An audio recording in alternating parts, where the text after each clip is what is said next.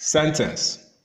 A sentence is a group of grammatically related words that has two main parts known as subject and predicate.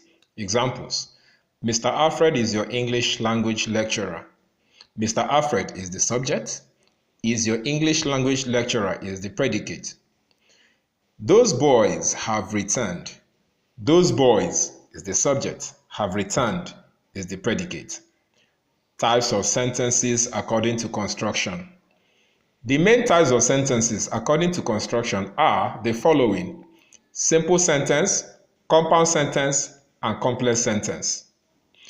A simple sentence contains only one finite verb and expresses only one main idea or thought.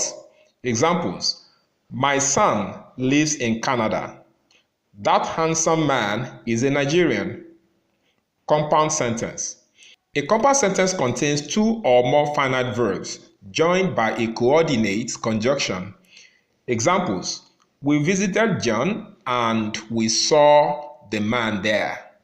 Jane returned early but did not do her assignment. Complex sentence. This type of sentence contains two or more finite verbs joined by subordinate conjunction. Examples: we visited John because he was sick. Jane returned early in order for her to do the assignment.